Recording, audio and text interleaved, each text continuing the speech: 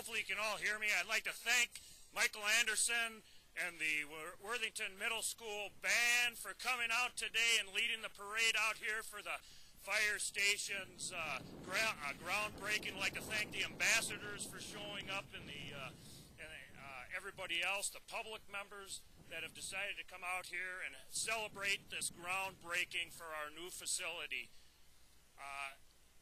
We've started this process quite a few years ago and been working on this for quite a while. And with the leadership of the mayor and with the city council, we've been able to put this together. And you see that we are turning some soil back here.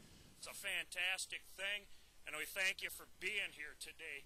But what we're first going to do is we're going to let the fire chief speak, then the mayor is going to speak, and then we'll have our groundbreaking. So thank you for coming out this afternoon.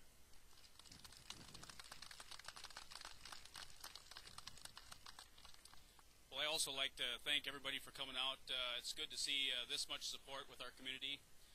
We've got a lot of firefighters that work hard for our community and stuff too, you know, and like Mike had said, we started this about 2-3 years ago, and we've got quite a few people from our department that have been involved with planning, finding an architect, and actually the design team that we had towards the end of myself, Mike Phillips, and Jay Jensen, getting all the nuts and bolts, so to speak, together with that, and with council's support and blessing, we've made it this far, and this is great. With that, I'd sure like to thank the retired firefighters as well. They're the ones that put the groundwork for this community anyways way back when, you know, so I'm glad that to see them out here and to give us support as we move on to the 21st century.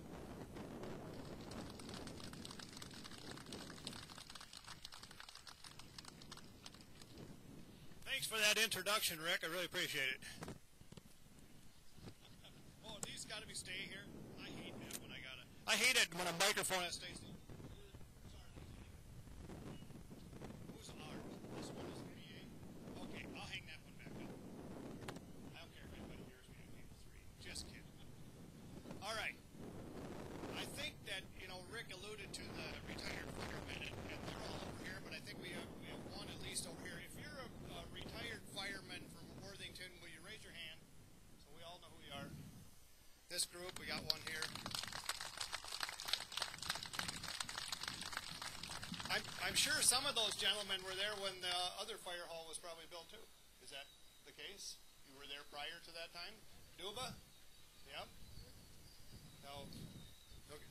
Oh, we've got a couple of you. Okay, well, probably three. Thank you all for being involved in this monumental undertaking that we got accomplished. But I think I'll give you a little history on actually how this all transpired.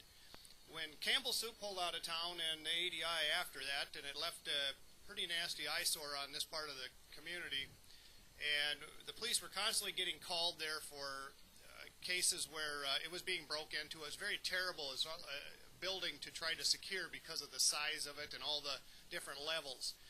So we went to the legislature with Bob Filson, and was the administrator at the time, and a couple councilmen, and tried to work with the legislature to get some grant for redevelopment of the property.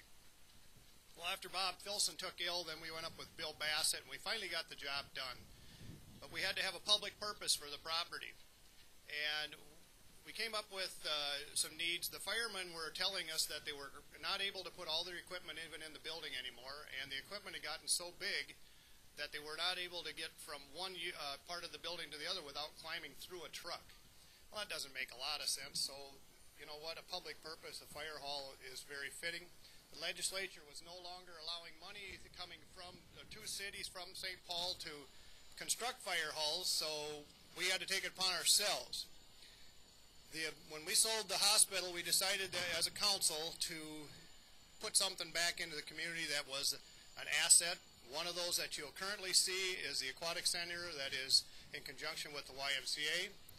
And the other one that you're going to see in very short order is this facility that will be constructed. It will have a regional nature. We'll be able to host fire meetings. We'll have training that can be held here. And I think that this is going to last this community for a lot of years to come. And thank you all for your help. And if you have any part of it, especially council, I think I'd like to acknowledge them now. And I don't know who's all here. So Lyle Tenhaken, Scott Nelson, I thought Mike Cooley back here. Raise your hands so they can see me. And Mike Walton is out here. I believe Ron Wood was out of town. He's hiding in the back.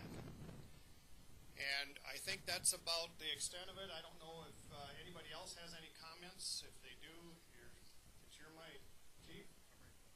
Okay, we're going to have a groundbreaking here. Now, I want to tell you one thing, though. I've been involved with a few groundbreakings in this community. The YMCA school project, when they built the new school, I think they had a groundbreaking when I was on school board at the high school on the addition, probably the middle school, the building out of the bioscience building.